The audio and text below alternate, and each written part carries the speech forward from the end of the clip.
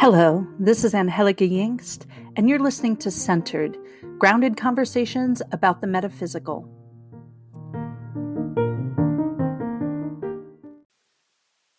Blessed midsummer, friends. It's Angie Yingst, and I'm here to talk about summer solstice. And we're going to talk about the history of summer solstice, how it was celebrated and honored. And I'm going to give you some ideas on what to focus on, some rituals, some journal ideas, and then a reading. So just sit back and enjoy this summer solstice episode. So honored as the longest day of the year, midsummer marks the time when the sun is at the height of its power. The word solstice comes from the Latin word solstitium, which translates to the sun stands still. Longest day of the year. So most of the festivals around the world, particularly from agrarian cultures, honor the sun for its strengths and its gifts. Because if you're thinking about the way agrarian cultures plant and sow their seeds, this is a time where all the seeds were basically sown. They're being tended for good harvest. All the animals had their babies. So this is a time where there's all this hope for a really good harvest. And of course, there's some veggies being harvested now. Definitely foraging, gathering was happening because some of the berries are out. I know our mulberries just popped, and our blackberries are right there. Strawberries are coming in, and so we have lots of fruit starting to come in and vegetables. So this was an abundant time, and it is an abundant time. Remember, coming out of winter, the stores are, at the end. So this is a time where they're honoring all that summer brings. Stone circles, such as Stonehenge, were oriented to highlight the rising of the sun on the day of summer solstice. And Midsummer's Eve was a powerful fire ritual with a bonfire and an all-night celebration to honor the divine masculine and to honor power and light. It's a powerful time to commune and connect with the Fae, if that's something you work with. Shakespeare used all these ideas in his play A Midsummer Night's Dream about the fairy folk causing confusion at a midsummer celebration. They call it midsummer because Beltane, the May 1st, was considered the beginning of summer. So this is midsummer, which kind of makes a lot more sense to me, honestly, because if this is the height of the sun, then we would end summer August 1st and start autumn at that time. The Romans honored this time as sacred to Juno, the wife of Jupiter and the goddess of women and childbirth. And her name gives us the month of June. Now, Litha also is the word for June. It was a gift from the Wiccan tradition, so it was an old Anglo-Saxon word for the month of June. But it's interesting that we generally talk about this time being one where we're honoring the masculine, Father Sky, the sun. But we also honor the fact that the goddess, the mother, the earth, is impregnated at the festival of Beltane and is now full and pregnant with a child. And the sun god is at the height of his virility. So this is really the peak of the solar year. And the sun is at the apex of its life-giving power. And then the earth, like I said, is awash with fertility. And so we have fields sown and the plants bursting with life, and we can celebrate. There's time to do that now. So within this celebration, there's also a reminder of the return to dark. So as the light reaches its peak, this is also a moment when the power of the sun begins to wane.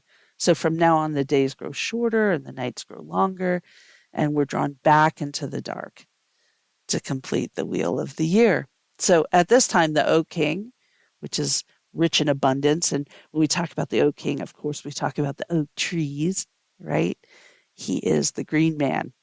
But he too is defeated or surrenders to his twin brother, the Holly King. And he's represented by, of course, the evergreen holly.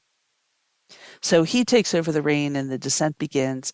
But before we welcome the return of the dark side, we also honor the light. So, Litha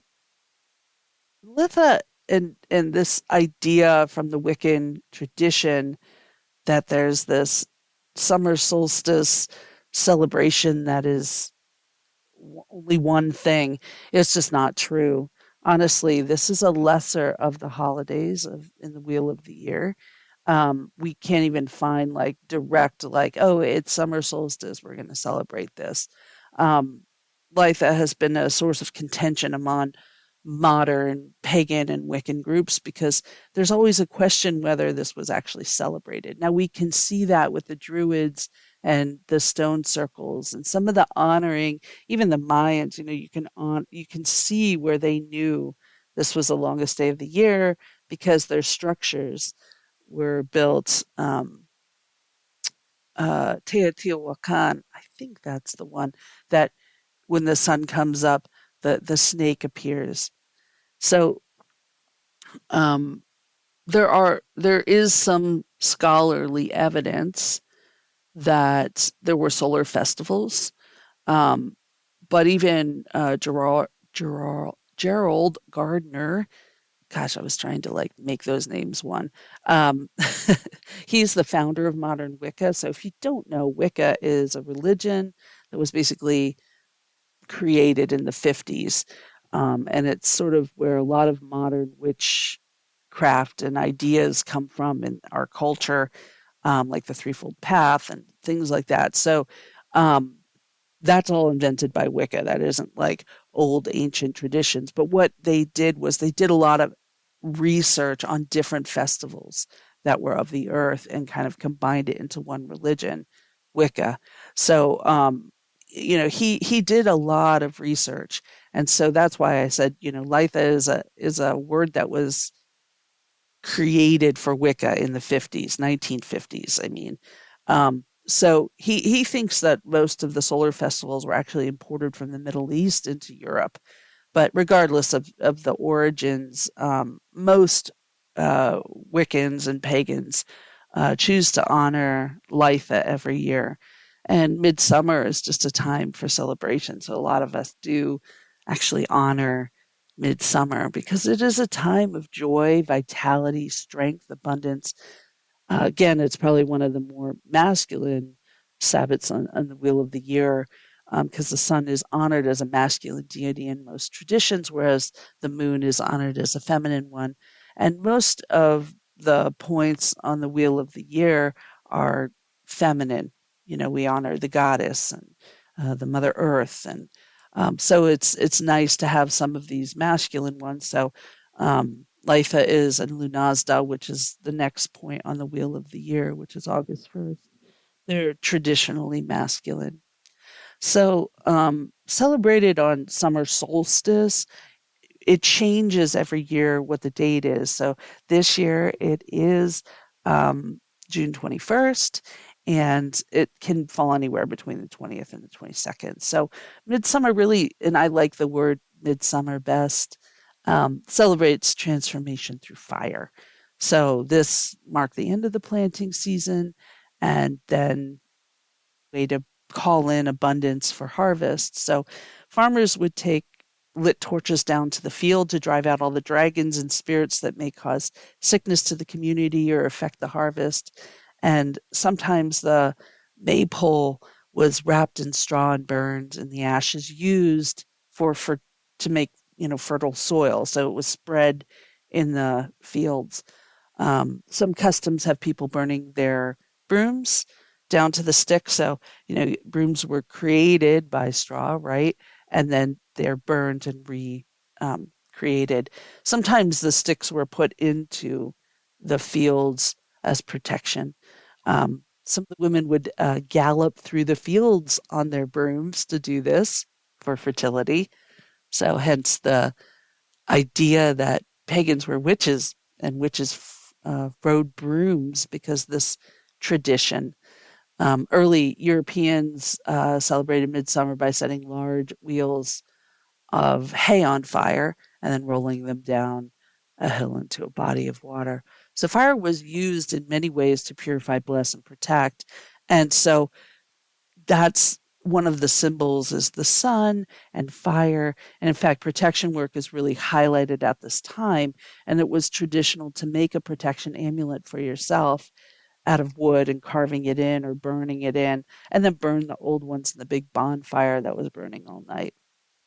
So, Lila is really a time to honor the solar energy within you, the power, will, strength, vitality flowing through you, and all that hope for abundance that's coming in. So, it's time to really tap into it. So, if you're feeling sapped or zapped, you can use the sun and fire energy to renew and energize fire. And when we turn in the medicine wheel to the south, that is the direction of fire, used in many traditions.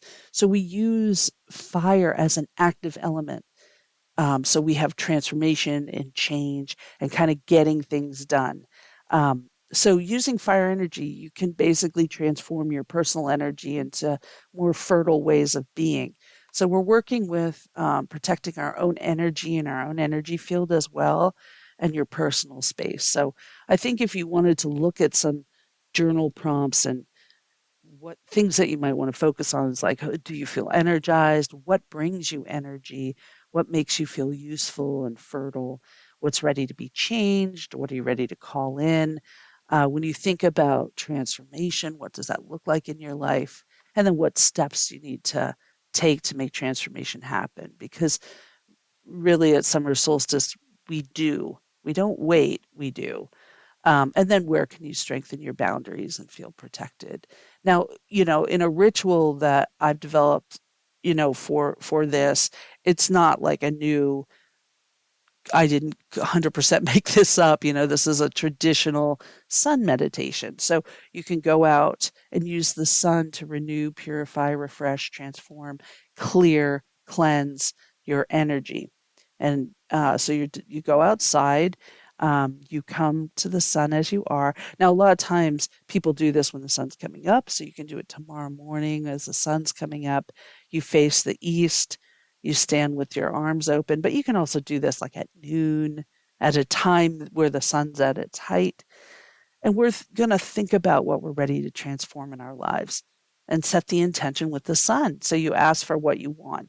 And as the sun kind of moves over you, you begin to feel the sun's energy on your field, warming you.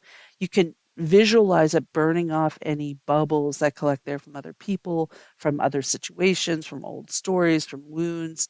You can feel it repair and revive your auric field, starting with the layers furthest from your body. So you start feeling it way out. Like if you stretch your arms out, that's kind of basically your auric fields. You can start it right where your fingertips are and then start moving in closer, closer, closer. And you can visualize the sun moving into your eyes and activating your pineal gland. You can feel your head warm and alive with ideas.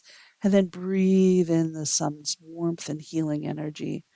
Feel it move into your nostrils, into your throat, your lungs. And as it opens them, you can speak the truth of who you are, and then feel the sun kind of help that exchange of energy, almost like you're a plant. And then start to feel the sun move into your heart, and it kind of burns off any unforgiveness or transforms unforgiveness into compassion and love. Then continue to drink the sun's energy in through the mouth, the throat, the belly.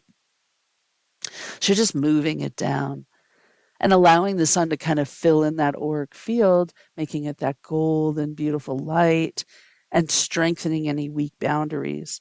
So as you're kind of moving through down into the solar plexus, you can feel that enlightened masculine energy fill your solar plexus, and then go down and feel it in your sacral region. And that's that creative spark. So it can kind of ignite the creativity, and burn off any lethargy or feelings of stuckness. So be inspired by the warmth of the sun and think about your creative energy and what you need. And then as it moves down, you can feel it anchor you into the earth. So feel it warm your hips, legs, and knees and get that strong grounding energy. Especially if you're having any aches and pains, just feel it kind of burn off and let cool energy come in. So let's talk about the reading.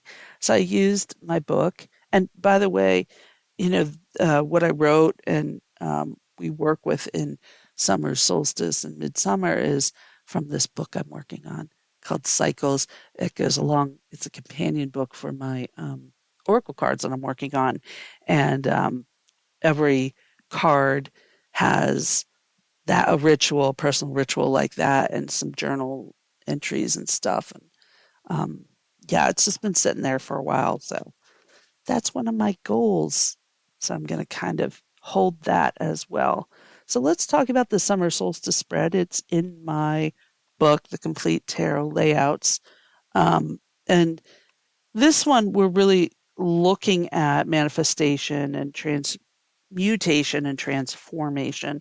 So let's talk about what we have right now and what's shining basically brightly with us. And the Hierophant comes in as your guide right in the center. Now, a lot of people kind of bulk at the Hierophant because he is basically the Pope. He's the Pope of the tarot. So a lot of people have a lot of baggage associated with the church, especially those of us who were raised Catholic. We have this idea that he is gatekeeping and withholding information. But in its essence, the Hierophant is the educator, the teacher. He's the one who is the channel of God's energy. And when it's directed properly, he is really the one that holds the information. He is the spokesperson of God, right? So he comes through and allows us to feel comfortable with ourselves, with our own channel, with our ability to teach others and to guide others. Sorry. He is a teacher. And that's really important too, because he comes in he has acolytes. You can see them sitting in front of him. So what shines brightly in us is our own wisdom and knowledge that sits within us as the Hierophant. He is, one that brings it through and shares it with others. And so he comes as our guide. All right. So what do we need to protect right now? The Five of Cups comes in. So our grief is something that's very close to us. It's something we need to protect and honor within us. So I know that sounds kind of funny, but the Five of Cups is really showing us that we have this vulnerability and this deep reconciliation of what has been lost and what we wanted, So we kind of grieve the life that it is that we do not have. And we can think about that in many ways. It's not always grief from losing someone, but it can be the loss of our ideas. For example, I had breast cancer and I had to have my breasts removed. Do I have deep grief over that? In some ways I do. I don't have this part of me that fed my children. And I have to reconcile that, you know, that's just part of my life path. And I gave them up willingly so that they actually had their mother for many years. So, our grief, we can understand it, we can make sense of it, we can have gratitude for our grief because it connects us with this really human part of us that plans, plans, plans, and then God laughs. So we have to kind of feel the feelings that come up. And again, when we're tapping into the Hierophant, we have all this spiritual wisdom kind of coming through us and working through us when it's directed properly. I think what people bulk at with the Hierophant, just to go back to that for a minute, is that the way that kind of power has been exploited, how it's been corrupted, how people have used their power to harm others. So we're always remembering when we get these downloads and we're given this path of being spiritually connected and having a spiritual channel, we also have to remember with that comes great responsibility, and we have to honor and be true to those around us. Okay, the ones that are our acolytes, the ones that are learning from us. It is our duty to be ethical and walk in integrity. So, one of the things I think I've really learned in my spiritual journey is that leadership needs to be enlightened. You have to be of service to the people that you are leading. I was just talking about this with my husband because my son is on a basketball team and he's 12, so they're not quite, professional basketball players. They're learning everything, but the point guard, the one that's at the top, is the leader of the team.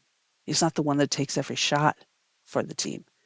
He gets the ball around, he sees what's open. He's the coach's eyes and ears on the court.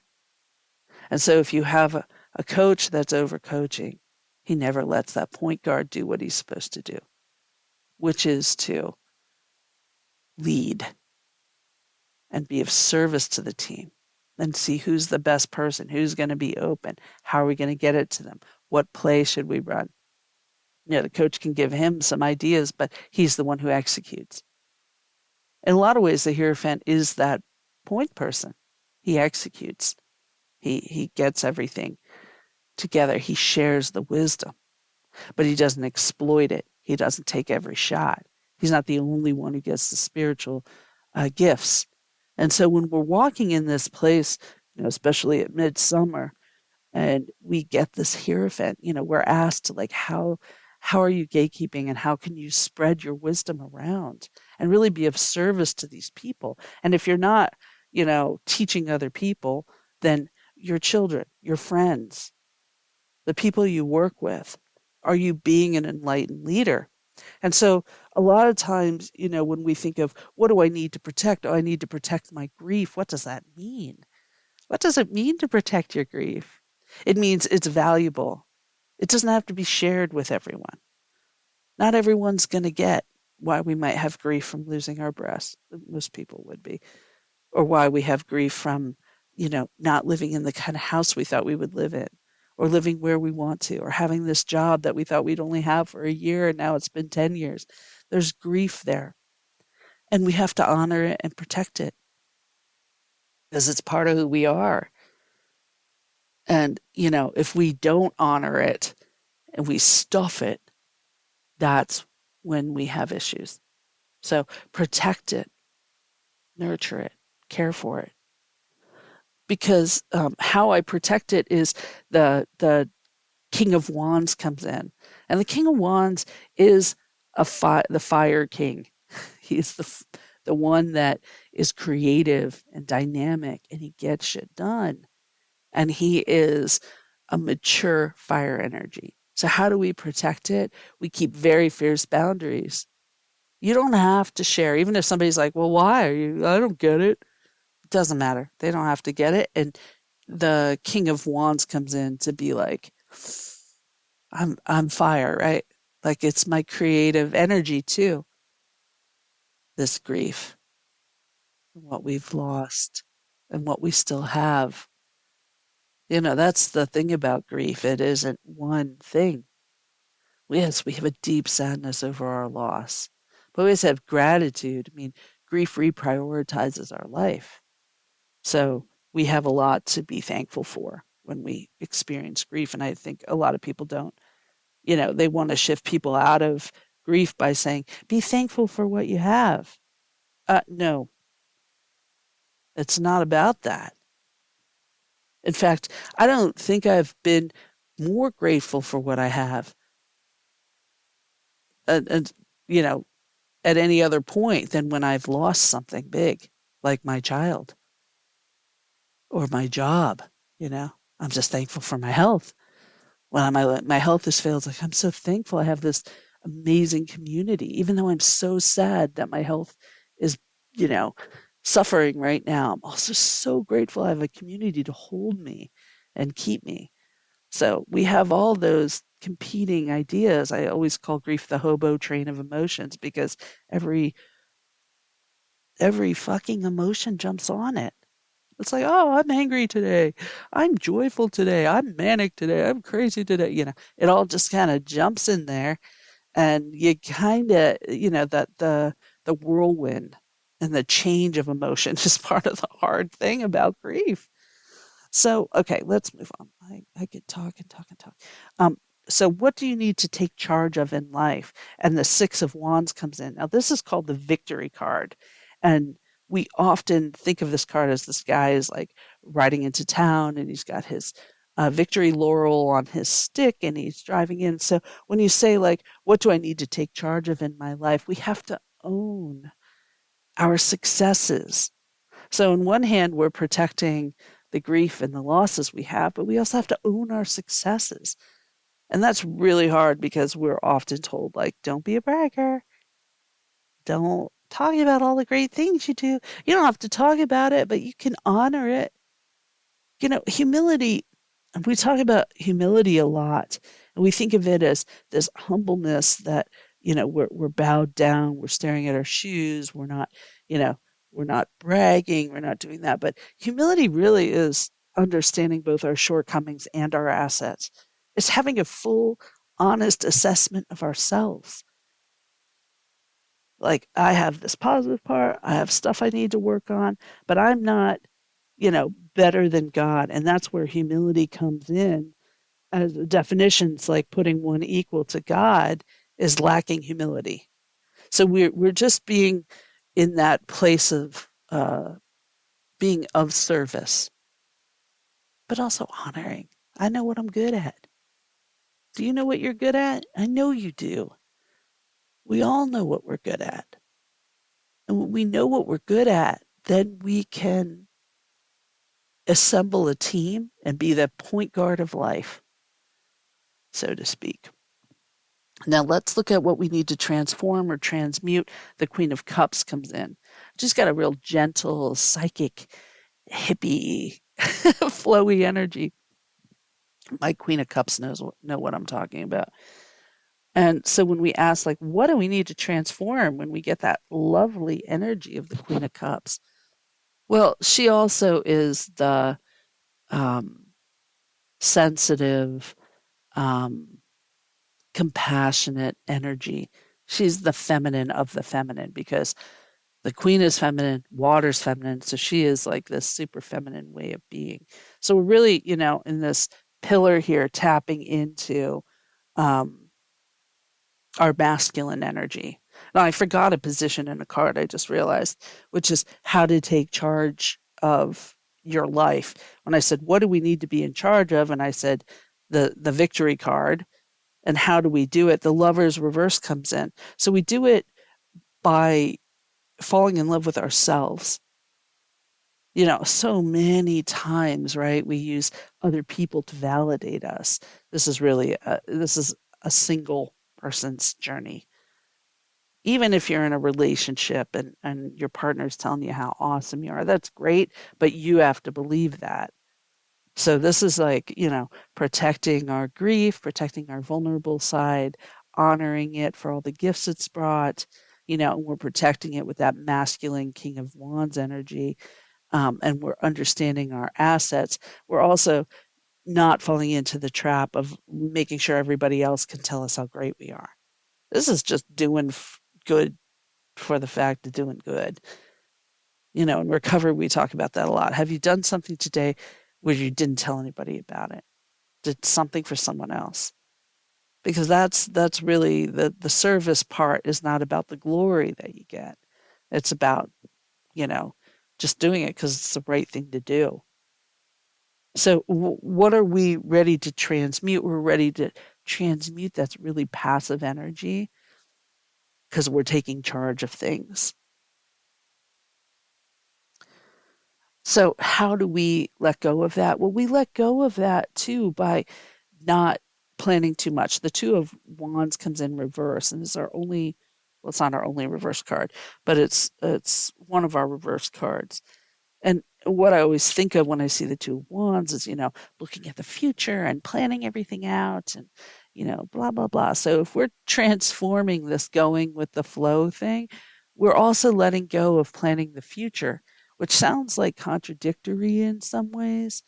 But, what we're doing is looking at what we want and asking for it, but not trying to overplan how it's going to happen.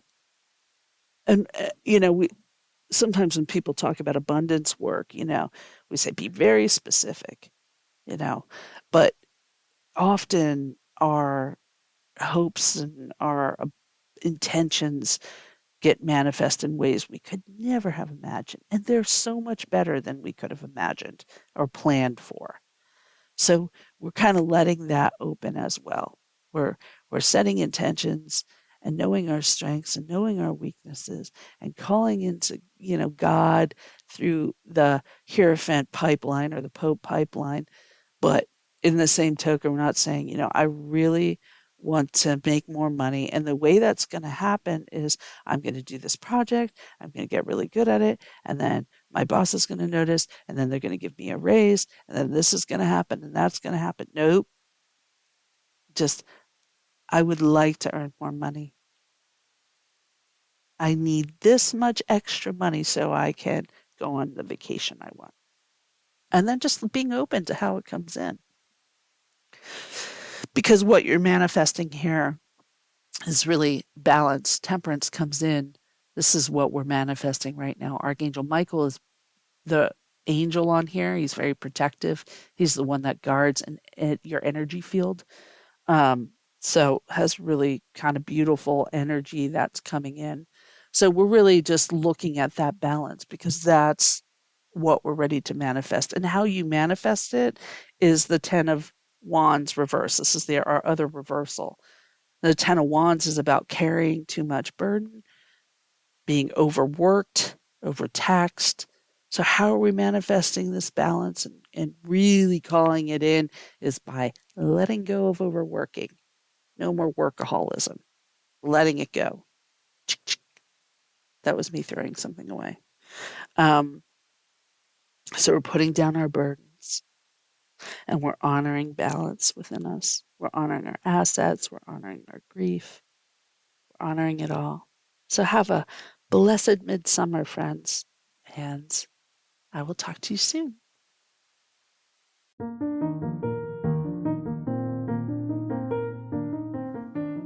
Thanks for listening to Centered with me, Angie Yingst. If you'd like to send me a question or comment about this show or any shows, you can send them to Angie@themoonandstone.com.